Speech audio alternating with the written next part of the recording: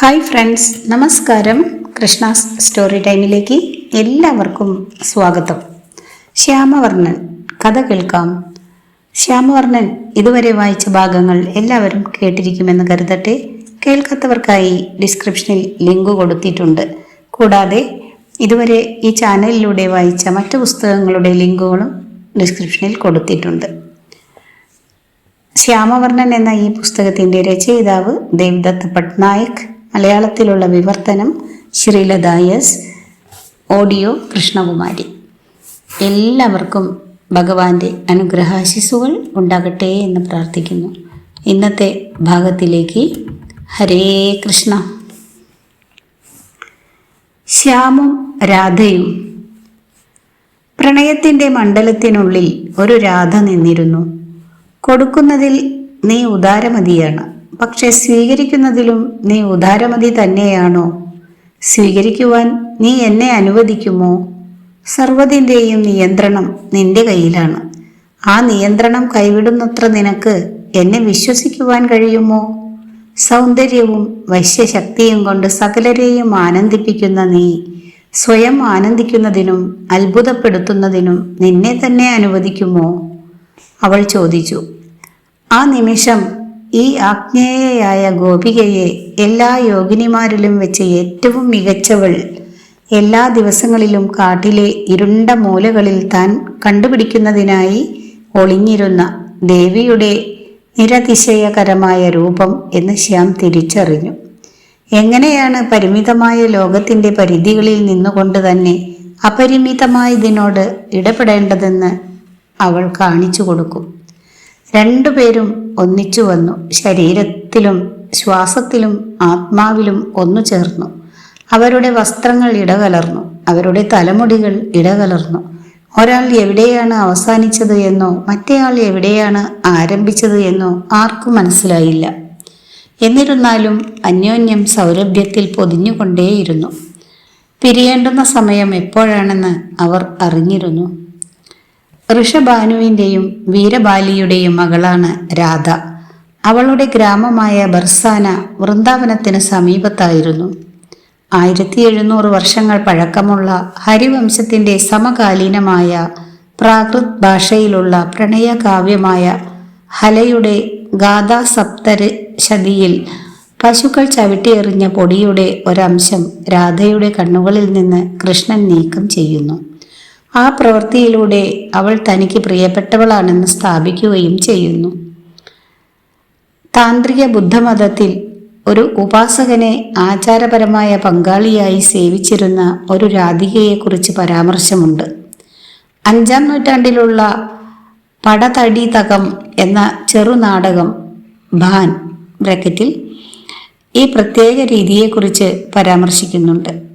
11-ാം നൂറ്റാണ്ടിൽ രാമചന്ദ്ര ഗുണചന്ദ്ര രചിച്ച നാട്യദർപ്പണത്തിൽ കൃഷ്ണനിൽ നിന്നുള്ള രാധയുടെ വിരഹം അടിസ്ഥാനമാക്കി ബേജാല രചിച്ച രാധാ വിപ്രലംബ എന്നറിയപ്പെടുന്ന ഒരു നാടകത്തെപ്പറ്റി പരാമർശമുണ്ട്. സാഗർ നന്ദിൻ രചിച്ച നാടക ലക്ഷണ രത്നകോശത്തിൽ രാധിക എന്ന് പറയപ്പെടുന്ന കൃഷ്ണന്റെ രാധയുമായിട്ടുള്ള വിരഹം വിഷയമാക്കിയ മറ്റൊരു ഏകാംഗ നാടകത്തെ വിധി ബ്രാക്കറ്റിൽ പറ്റി പരാമർശിക്കുന്നുണ്ട്. നമുക്ക് ഇന്നറിയാവുന്ന രാധ 12-ാം നൂറ്റാണ്ടിലെ സംസ്കൃതത്തിലുള്ള വിശിഷ്ട സാഹിത്യകൃതിയായ ജയദേവന്റെ ഗീതാ ഗോവിന്ദത്തിൽ നിന്നാണ് വരുന്നത്. അതിൽ നമ്മൾ ദൈവികത അനുഭവിക്കുന്നതിനുള്ള ഒരു അംഗീകൃത വഴിയാണ് ഗൂഢമായ ലൈംഗികത. ഒരു കൊടുങ്കാറ്റ് കാടിനെ വലയം ചെയ്യുമെന്നും ഭയപ്പെട്ടപ്പോൾ കുട്ടിയായ കൃഷ്ണനെ വീട്ടിലേക്ക് കൊണ്ടുപോകുവാൻ ഇവിടെ നന്ദൻ രാധയോട് പറയുന്നു. പോകുന്ന വഴിക്ക് ആ ആൺകുട്ടി ഒരു പുരുഷനായി രൂപം മാറുന്നു. വീണ്ടും കുട്ടിയായി മാറുന്നതിന് മുൻപ് രാധയോട് പ്രണയം പ്രകടിപ്പിക്കുന്നുണ്ട്. സമയം വികസിക്കുന്നു. വീട്ടിലേക്കുള്ള ഒരു ചെറിയ യാത്ര ഒരു മോഹിപ്പിക്കുന്ന കാൽപ്പനിക ഇടവേളയായി രൂപാന്തരം പ്രാപിക്കുകയാണ്. ജയദേവന്റെ കാലഘട്ടത്തിൽ ഒരു പക്ഷേ താന്ത്രിക സ്വാധീനം മൂലമാകാം ദൈവികതയെ ശൃംഗാരത്തിലൂടെ സമീപിക്കുക എന്നത് വളരെ വർദ്ധിച്ചിരുന്നു. ഗോവർദ്ധനന്റെ ആര്യ സപ്തതിയിൽ ലൈംഗിക പ്രവർത്തനങ്ങളിൽ ശ്രേഷ്ഠമായ സ്ഥാനം ആഗ്രഹിച്ചിരുന്ന ലക്ഷ്മിയുടെ സന്തോഷത്തിനായി വിഷ്ണു മോഹിനിയുടെ രൂപം കൈക്കൊള്ളുന്നു. അമരുവിൻ്റെ ശതകം, ബിഹാനയുടെ ചൗരപഞ്ചശിഖ തുടങ്ങിയ ശൃംഗാര രചനകളും ഇക്കാലത്ത് ഉണ്ടായിട്ടുണ്ട്. കൃഷ്ണനെ സവിശേഷതകളില്ലാത്ത ആൾ എന്ന് കാണിക്കുന്നതിനാണ് ഭാഗവത പുരാണം ആഗ്രഹിക്കുന്നത്. ആരെങ്കിലും അവനോട് ഒട്ടി നിൽക്കുമ്പോൾ അവൻ അപ്രത്യക്ഷനാകുന്നു. പിന്നെ ഓരോ ഗോപികയ്ക്കും വേണ്ടി കൃഷ്ണൻ സ്വയം എണ്ണത്തിൽ വർദ്ധിക്കുന്നു. എന്നാൽ ഗീതാ ഗോവിന്ദത്തിൽ കൃഷ്ണൻ രാധയ്ക്ക് വേണ്ടി മാത്രമായി ചിത്രീകരിക്കപ്പെടുന്നു. ബാക്കി എല്ലാ ഗോപികമാരും അവർക്ക് രണ്ടുപേർക്കും ആജ്ഞാനുവർത്തികളായ രസികമാരും ദാസിമാരുമാണ്. ഈ പുതിയ രൂപത്തിൽ കൃഷ്ണൻ പ്രണയത്തിൻ്റെ മൂർത്തിഭാവമായ ശൃംഗാരമൂർത്തിയാണ്. രാധയാകട്ടെ സൗന്ദര്യബോധത്തിൻ്റെ കാതലായ രസേശ്വരി ആയിരുന്നു. എന്താണ് പ്രണയം? അടുത്ത ഹെഡിങ്. രാവും പകലും മുഴുവനും അവൾ അവനെക്കുറിച്ച് ചിന്തിക്കും. രാവും പകലും മുഴുവൻ അവൻ അവളെക്കുറിച്ചും ചിന്തിക്കും. ശ്യാം തൻ്റെ ചങ്ങാതിമാരോട് പറഞ്ഞു, അവളുടെ സ്വർണ്ണ നിറം, അവളുടെ കണ്ണുകൾ, അവളുടെ പുഞ്ചിരി, അവൾ നടക്കുമ്പോൾ അവളുടെ പാദസരങ്ങളുടെ ശബ്ദം, അവൾ ഓടുമ്പോൾ അവളുടെ പാവാടകളുടെ ഉലയൽ ശബ്ദം, അവൾ അനങ്ങുമ്പോൾ അവളുടെ വളകളുടെ കിലുക്കം. ഞാൻ മുഴുവൻ സമയവും അവയെപ്പറ്റി എല്ലാം ചിന്തിച്ചു കൊണ്ടേയിരിക്കുന്നു. രാധ തൻ്റെ ചങ്ങാതിമാരോട് പറഞ്ഞു, അവൻ്റെ ഇരുണ്ട ചർമ്മം, ജീവിതം അത്രത്തോളം തുളുമ്പി നിൽക്കുന്ന അവൻ്റെ കണ്ണുകൾ, അവൻ്റെ ശിരസിലുള്ള ആ മയിൽപീലി, അവൻ്റെ കഴുത്തിലുള്ള കാട്ടുപൂവുകൾ കൊണ്ടുള്ള മാല. ഞാൻ മുഴുവൻ സമയവും അവയെപ്പറ്റി എല്ലാം ചിന്തിച്ചു കൊണ്ടേയിരിക്കുന്നു. നിനക്ക് അവളിൽ നിന്ന് എന്താണ് വേണ്ടത്? ആൺകുട്ടികൾ അവനോട് ചോദിച്ചു. എന്തു വേണമെന്നോ? ഒന്നും വേണ്ട, അവൻ പറഞ്ഞു. അവൾ നൽകുന്നത് സ്വീകരിക്കുന്നതിനുള്ള ഒരു വെറും ഭിക്ഷാപാത്രം ആകുന്നതിനെ ഞാൻ ആഗ്രഹിക്കുന്നുള്ളൂ. നിനക്ക് അവനിൽ നിന്ന് എന്താണ് വേണ്ടത്? പെൺകുട്ടികൾ രാധയോട് ചോദിച്ചു. എന്തു വേണമെന്നോ? ഒന്നും വേണ്ട, അവൾ പ്രതിവചിച്ചു. അവൻ ആഗ്രഹിക്കുന്നതെന്തോ അത് നൽകുന്ന ഒരു വൃക്ഷമാകുന്നതിന് മാത്രമേ ഞാൻ ആഗ്രഹിക്കുന്നുള്ളൂ. വർഷം മുഴുവനും പരസ്പരം സന്ധിക്കുന്നതിന് അവർ കാരണങ്ങൾ കണ്ടുപിടിച്ചു. വസന്തകാലത്ത് ചിത്രശലഭങ്ങളുടെ ദൃശ്യം കണ്ട് ഉത്തേജിതയായ രാധ ശ്യാമിൻ്റെ ശരീരത്തിൽ നിറങ്ങൾ എറിഞ്ഞു. അവൻ ജലം അവളുടെ മേൽ തെറ്റിത്തെറിപ്പിച്ചു. വേനൽക്കാലത്ത് അവൻ അവനെ ചന്ദനലേപം കൊണ്ട്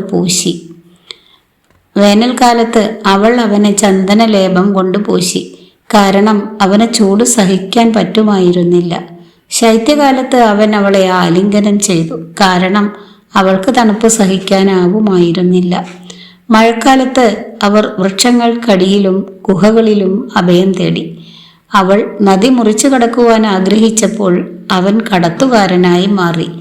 അവളുടെ വസ്ത്രങ്ങളിൽ അഴുക്കു പുരണ്ടപ്പോൾ അവൻ അലക്കുകാരനായി മാറി. അവൾക്ക് മുഷിവ് തോന്നിയപ്പോൾ അവൻ കഥ പറച്ചിൽക്കാരനായി മാറി. ശിവൻ തപസ്വിയായ ദൈവം. ഗോപാലകർ പറഞ്ഞു, പ്രണയത്തിൻ്റെയും മോഹത്തിൻ്റെയും സുന്ദര ദൈവമായ സുന്ദരനായ കാമനെ കത്തിച്ച് നശിപ്പിച്ചു കളഞ്ഞ, അതുകൊണ്ട് ശിവന്റെ ലോകം ഒരു മഞ്ഞു മൂടിയ പർവ്വതമാണ്, തണുത്ത ജീവസില്ലാത്ത ലോകം. പക്ഷേ ഇവിടെ നമ്മുടെ ലോകം ഒന്ന് നോക്കൂ. ഇവിടെ ഈ മധുവനം, ഓരോ വൃക്ഷവും മുഴുവൻ പൂത്തുലഞ്ഞു നിൽക്കുകയാണ്. ഓരോ വനവും സൗരഭ്യത്താൽ നിറഞ്ഞിരിക്കുന്നു. ചന്ദ്രികയിൽ നദി തിളങ്ങുന്നു. ആകാശം ആനന്ദത്താൽ തീക്ഷ്ണമായി പ്രകാശിക്കുന്നു. ചിത്രശലഭങ്ങൾ സന്തോഷത്താൽ പാറി നടക്കുന്നു. തേനീച്ചകൾ പ്രണയഗീതം പാടുന്നു. കാരണം ഇവിടെ ശ്യാമുണ്ട്, കാമനേക്കാൾ കൂടുതൽ മോഹിപ്പിക്കുന്നവൻ. ഇവിടെ പ്രണയത്തിൻ്റെ അമ്പില്ല, പക്ഷേ ഇവിടെ ആ ഭ്രമിപ്പിക്കുന്ന പുല്ലാങ്കുഴലുണ്ട്. ഇവിടെ രതിയില്ല, പക്ഷെ രാധയുണ്ട്. കാമന്റെ ആവശ്യകത ഇവിടെയില്ല, നമുക്ക് കണ്ണനുണ്ട്. ഗോപികമാർ മത്സ്യാകൃതിയിലുള്ള കർണാഭരണങ്ങൾ കൃഷ്ണന് സമ്മാനിച്ചു. തത്തകളുടെ മുദ്രയുള്ള ഒരു കൊടി അവർ അവന് നൽകി. നീ കാമന്റെ പുനർജനനമാണ്. പക്ഷേ നീ കാമമല്ല, നീ പ്രണയമാണ്.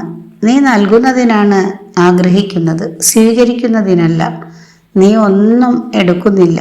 നിനക്ക് ഒന്നിൻ്റെയും കൈവശാവകാശമില്ല. നീ നിയന്ത്രിക്കുന്നില്ല. നിന്നെ സ്നേഹിക്കുന്നതിലൂടെ ഞങ്ങൾ സ്വതന്ത്രരാകുന്നു, ബന്ധനമുക്തരാകുന്നു, വിലങ്ങുമാറ്റി സ്വതന്ത്രരാക്കിയവരാകുന്നു, ജീവസ്സുള്ളവരാക്കുന്നു. തത്തയും മത്സ്യവും പോലെയുള്ള കാമന്റെ അടയാളങ്ങൾ കൃഷ്ണന്റെ അടയാളങ്ങൾ ആയിത്തീരുന്നു. കാമന് കരിമ്പ് കൊണ്ടുള്ള ഒരു വില്ലുണ്ട്, അറ്റത്ത് പൂവുകൾ പിടിപ്പിച്ച അമ്പുകളും. കൃഷ്ണന് മുളങ്കുഴൽ കൊണ്ടുള്ള ഒരു പുല്ലാങ്കുഴലുണ്ട്. ചിത്രശലഭങ്ങളെ ആകർഷിക്കുന്ന കാട്ടുപൂവുകൾ കൊണ്ട് കൊരുത്ത മാലയുണ്ട്. അങ്ങനെ കൃഷ്ണനിൽ രൂപാന്തരം സംഭവിക്കുന്നു.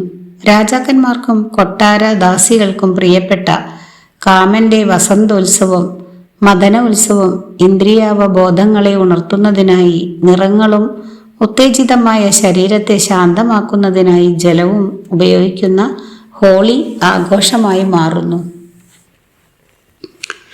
രാധയെയും കൃഷ്ണനെയും ദമ്പതിമാർ എന്ന നിലയിൽ ആദരിച്ചു വന്ന ഏറ്റവും പഴയ ബ്രാഹ്മണ കൂട്ടായ്മയാണ് 12ാം നൂറ്റാണ്ടിലെ നിംബാർക്ക സമ്പ്രദായം. ഒരാൾക്ക് കൃഷ്ണനിലൂടെ മാത്രം വിമോചനം ലഭിക്കുക സാധ്യമല്ലെന്ന് നിംബാർക്കന് ഉറപ്പായിരുന്നു. ഒരാൾ രാധയിൽ കൂടിയും കടന്നു പോകേണ്ടതുണ്ട്. ഇതാണ് കൃഷ്ണഭക്തിയുടെ ഭാഗമായി പുരുഷന്മാർ സ്ത്രീകളുടെ വേഷം അണിയുന്ന രാധാവല്ലഭി പ്രസ്ഥാനത്തിന് തുടക്കം കുറിച്ചത്. ഇവിടെ രാധ കൃഷ്ണന്റെ അത്യുത്കൃഷ്ട ഭാര്യയും പങ്കാളിയുമാണ്. രണ്ടുപേരെയും പിരിക്കുവാൻ സാധ്യമല്ല തന്നെ. യശോദ, രാധ എന്ന പേരുകൾ ചുവടുപിടിച്ച് പിന്നോട്ടു പോയാൽ എത്തുന്നത് സന്യാസിയാകുന്നതിനും അവസാനം ബുദ്ധനാകുന്നതിനും വേണ്ടി ഗൗതമൻ ഉപേക്ഷിച്ച യശോദയിലേക്കാണ്. ഒരു സിദ്ധാന്തപ്രകാരം ബുദ്ധമതത്തെ ചെറുക്കുന്നതിനു വേണ്ടി രൂപപ്പെടുത്തിയതാണ് ഭാഗവതം എന്നതിനാൽ അമ്മയും കൃഷ്ണന്റെ സ്നേഹഭാജനവും യശോദരയിൽ നിന്നാണ് ആവിർഭവിച്ചിട്ടുള്ളത്.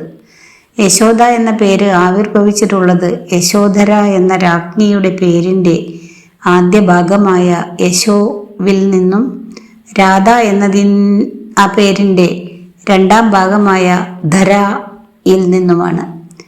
താന്ത്രിക വൈഷ്ണവ പ്രസ്ഥാനം അഥവാ സഹാജിയ മാർഗം 500 വർഷങ്ങൾക്ക് മുൻപ് താന്ത്രിക ബുദ്ധമത പാരമ്പര്യങ്ങൾക്ക് പകരം വെച്ചുകൊണ്ട് ഇന്ത്യയുടെ കിഴക്കൻ ഭാഗത്തു നിന്നാണ് തഴച്ചു വളർന്നത്.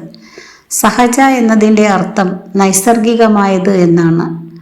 അത് നിയന്ത്രണം നിരാകരിക്കുന്നു, പഞ്ചേന്ദ്രിയങ്ങളിലൂടെയും അനുഭൂതികളുടെ വികാരങ്ങളും പ്രവഹിക്കുന്നതിന് അനുവദിക്കുന്നു.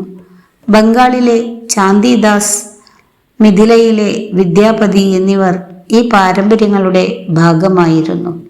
കൃഷ്ണന്റെയും രാധയുടെയും ഇടയിലുള്ള ബന്ധത്തെ അങ്ങേയറ്റം ലൈംഗികപരതയുള്ള ഭാഷയിലാണ് അവർ പ്രകടിപ്പിച്ചത്. ആചാരങ്ങൾ രഹസ്യമായിരുന്നു. ഒരു വൃത്തം ഗണചക്രം രൂപീകരിക്കുന്നതും ഒരു മയക്കത്തിലേക്ക് പ്രവേശിക്കുന്നതും അതിൽ ഉൾപ്പെട്ടിരുന്നു. ഇതായിരിക്കണം യോഗിനി ക്ഷേത്രങ്ങളുടെയും അവസാനം മഹാരസങ്ങളുടെയും ഉത്ഭവങ്ങൾ കാരണഭൂതമായത്. മകരകുണ്ടലങ്ങൾ എന്നറിയപ്പെടുന്ന മത്സ്യാകൃതിയിലുള്ള കർണാഭരണങ്ങളാണ് കൃഷ്ണൻ അണിയുന്നത്. മകരം എന്നതിനെ ചിലർ വിവരിക്കുന്നത് ഗംഗാ മത്സ്യം എന്നാണ്. വസന്തത്തിന്റെ ആഗമനം വിളിച്ചറിയിക്കുന്നതിനായി സൂര്യൻ പ്രവേശിക്കുന്നത് അടയാളപ്പെടുത്തുന്ന ആനയുടെ തലയുള്ള നക്ഷത്ര സമൂഹമായി മറ്റു ചിലരും ഇത് വിവരിക്കുന്നു. അടുത്ത ഭാഗം രാധ കലഹിക്കുന്നു. ശ്യാം ഇപ്പോൾ തന്നെ തീരെ ശ്രദ്ധിക്കുന്നില്ലെന്ന് ഒരു ദിവസം രാധയ്ക്ക് തോന്നി. അവൻ മറ്റു ഗോപാലകന്മാരുടെ കൂട്ടുനിന്നാണ് കൂടുതൽ ഇഷ്ടപ്പെടുന്നത്. അസന്തുഷ്ടിയോടെ അവൻ മറ്റു ഗോപാലകന്മാരുടെ കൂട്ടുകെട്ടാണ് കൂടുതൽ ഇഷ്ടപ്പെടുന്നത്. അസന്തുഷ്ടിയോടെ അവർ പറഞ്ഞു, കറുത്ത നിറമുള്ള ഒന്നും കാണാൻ ഞാൻ ആഗ്രഹിക്കുന്നില്ല. ശ്യാമിനെ ഓർമ്മിക്കുന്ന ഒന്നും. അവളുടെ കൂട്ടുകാരികൾ പറഞ്ഞു, പക്ഷേ കറുപ്പ് എല്ലായിടത്തുമുണ്ടല്ലോ. നിന്റെ തലമുടി, നിന്റെ പുരികങ്ങൾ, ഇരുണ്ട രാത്രി, ആകാശം, ഭൂമിയിലുള്ള എല്ലാ സാധനങ്ങളുടെയും നിഴൽ. നീ എപ്പോഴെല്ലാം കണ്ണുകൾ അടയ്ക്കുന്നുവോ അപ്പോഴെല്ലാം നീ ഇരുട്ടിൽ മൂടപ്പെട്ടിരിക്കും. ശ്യാമിനെ ഒപ്പം. ഇതിനിടയ്ക്ക് രാധ തനിക്കൊപ്പമില്ലെന്ന് ശ്യാം മനസ്സിലാക്കി. അവളെ നഷ്ടപ്പെടുമെന്ന ചിന്തയിൽ അവൻ്റെ മനസ്സ് പ്രക്ഷുബ്ധമായി. അവൻ വിലപിക്കുവാൻ തുടങ്ങി, രാധേ രാധേ. അവൻ അവസാനം അവളെ കണ്ടെത്തിയപ്പോൾ അവൻ്റെ കൂടെ നൃത്തം ചെയ്യുവാൻ അവളോട് യാചിച്ചു. അവൻ്റെ സാന്നിധ്യം അംഗീകരിക്കുന്നതിന് അവൾ വിസമ്മതം പ്രകടിപ്പിച്ചു. ആരാണ് നീ? രാധ ചോദിച്ചു. ശ്യാം, അവൻ പ്രതിവചിച്ചു. ഓ, ആ ഇരുണ്ട നിറമുള്ളവൻ. അതിൽ ഏതാണ്? കുയിൽ, പാമ്പ്? ഇത് ഞാനാണ്, ഹരി, അവൻ പറഞ്ഞു. കുരങ്ങൻ, അതാണോ നീ ഉദ്ദേശിച്ചത്? അവൾ പ്രതിവചിച്ചു. കാരണം സംസ്കൃതത്തിൽ ഹരി എന്ന വാക്കിന്റെ അർത്ഥം കുരങ്ങ് എന്നാണ്. ശ്യാം അവളെ പുകഴ്ത്തി വശത്താക്കുവാൻ ശ്രമിച്ചു. നിന്റെ തലമുടി പിന്നലിനോട് മത്സരിക്കുന്ന വാലുള്ള കാളിയൻ എന്ന സർപ്പത്തെ ഞാൻ കീഴടക്കാം. നിന്റെ മുലകളോട് മത്സരിക്കുവാൻ ധൈര്യം കാട്ടുന്ന പർവ്വതശിഖരമുള്ള ഗോവർദ്ധനത്തെ ഞാൻ കടപുഴക്കി പിഴുതെടുക്കാം.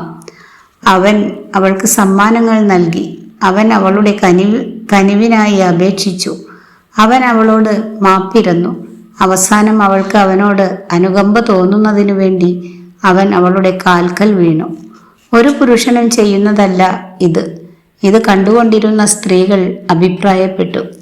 ആ പുരുഷന്മാർ ഒരിക്കലും പ്രണയം അറിഞ്ഞിട്ടുണ്ടാവുകയുമില്ല, അവൻ പറഞ്ഞു. അവർ യോജിപ്പിലെത്തിക്കഴിഞ്ഞ് ശ്യാമും രാധയും ആനന്ദകരമായ പരസ്പരം കീഴടങ്ങലിലൂടെ നൃത്തം ചവിട്ടി. സ്ത്രീകൾ അവർക്ക് ചുറ്റും നൃത്തം വെച്ചു. വൃക്ഷങ്ങൾ അവരുടെ ഒപ്പം ആടിയുലഞ്ഞു. നാടോടി കഥകളിൽ ശിവനും പാർവതിയും തമ്മിലുള്ള കലഹം പോലെ കൃഷ്ണന്റെയും രാധയുടെയും കലഹങ്ങളും വളരെ പ്രശസ്തമാണ്. അവരുടെ തർക്കങ്ങൾ പലപ്പോഴും തന്നോട് മത്സരിക്കുന്ന ഒരു ഗോപിക അവനെ വഴിയിൽ തടുത്തു നിർത്തി സംസാരിച്ചതുമൂലം കൃഷ്ണൻ താമസിച്ചെത്തുന്നതിനെ ചൊല്ലിയായിരുന്നു. ഈ മത്സരിക്കുന്ന ഗോപികയെ കൂടി സന്തോഷിപ്പിക്കുന്നതിനായി സ്വയം മറ്റൊരു ഇരട്ട കൃഷ്ണനെ കൂടി സൃഷ്ടിച്ചുകൊണ്ട് രക്ഷപ്പെടുന്ന വിധത്തിൽ ശ്യാം ആ അവസ്ഥയെ നേരിടുന്നു. ഇന്ത്യയിലെ നാടകവേദിയിലെ പരമമായ നായിക രാധയാണ്. തൻ്റെ പ്രണയഭാജനത്തിനോട് ഒപ്പം നിൽക്കുന്നതിനു വേണ്ടി അവൾ സർവവും അപകടപ്പെടുത്തുന്നതിന് തയ്യാറാകുന്നു. അവൾ അവനു വേണ്ടി കാത്തിരിക്കുന്നു, അവനു വേണ്ടി ആദി പിടിക്കുന്നു, അവനോട് യുദ്ധം ചെയ്യുന്നു. അവളോട് മത്സരിക്കുവാൻ ഒരാളുണ്ട് എന്ന തിരിച്ചറിവിൽ അവളുടെ ഹൃദയം തകരുന്നു. ദൈവത്തിനോടുള്ള സ്നേഹം നൽകുന്നതിലൂടെ വേണം പ്രകാശിപ്പിക്കേണ്ടത്, മറിച്ച് ചോദിക്കുന്നതിലൂടെയല്ല എന്ന് പറയുന്ന ദൈവത്തിനോട് മനുഷ്യർക്കുള്ളതും മനുഷ്യരോട് ദൈവത്തിനുള്ളതുമായ സ്നേഹം എന്ന തരത്തിലുള്ള ക്രിസ്തീയ സ്നേഹത്തിൽ നിന്ന് വ്യത്യസ്തമായി കൃഷ്ണനോടുള്ള സ്നേഹം ശൃംഗാരമയമാണ്. അത് പരസ്പര വിനിമയം അഥവാ അന്യോന്യത ആസ്പദമാക്കിയുള്ളതാണ്. അതുകൊണ്ട് രാധകൃഷ്ണന്റെ സ്നേഹം അധികാരപൂർവം ആവശ്യപ്പെടുന്നുമുണ്ട്. അവൾ അവനുമായി ശണ്ട കൂടുന്നുണ്ട്. കൃഷ്ണനും അവൾക്ക് വേണ്ടി കൊതിക്കുന്നുണ്ട്. രാധേ രാധേ എന്ന് കേഴുന്നുണ്ട്. കണ്ണൻ എന്നതുപോലെ തന്നെ രാധ എന്നതിൻ്റെ നാട്ടുഭാഷയിലുള്ള ഉച്ചാരണ രീതിയാണ് രാധേയി എന്നത്. രാധ അജ്ഞേയയാണെങ്കിലും മീരാഭായി എന്ന രജപുത്ര രാജകുമാരി ചരിത്രത്തിൻ്റെ ഭാഗമാണ്. മീര 400 വർഷങ്ങൾക്ക് മുമ്പാണ് ജീവിച്ചിരുന്നത്. രാധയെ പോലെ തന്നെ കൃഷ്ണനു വേണ്ടി ആദി പിടിച്ച മട്ടിൽ പെരുമാറുകയും ചെയ്തിരുന്നു. പദാവലി എന്ന പേരിൽ സമാഹരിച്ചിട്ടുള്ള അവളുടെ ഗീതങ്ങളിൽ നിന്ന് അവൾ അവളുടെ ഭർത്താവിനെ അംഗീകരിക്കുവാൻ വിസമ്മതം പ്രകടിപ്പിച്ചിരുന്നുവെന്നും അയാൾ മരിച്ചപ്പോൾ അയാളുടെ ചിതയിൽ ചാടി സതി അയാളുടെ ചിതയിൽ കത്തിയമരുന്നതിന് അനുഷ്ഠിക്കുന്നതിന് വിസമ്മതം പ്രകടിപ്പിച്ചിരുന്നു എന്നും അവൾക്ക് ഒഴിയാബാധ എന്നതുപോലെ ഉണ്ടായിരുന്ന കൃഷ്ണനോടുള്ള സ്നേഹം കൈകാര്യം ചെയ്യാൻ കഴിയാതിരുന്ന രജപുത്ര കുടുംബത്തിൽ അവൾ വളരെയധികം കഷ്ടപ്പാടുകൾ അനുഭവിച്ചിരുന്നുവെന്നും നമുക്ക് മനസ്സിലാക്കുവാൻ കഴിയും. അവൾ തെരുവിൽ പാടി നൃത്തം ചെയ്തു. അവൾ വൃന്ദാവനത്തിലേക്ക് യാത്ര ചെയ്തു.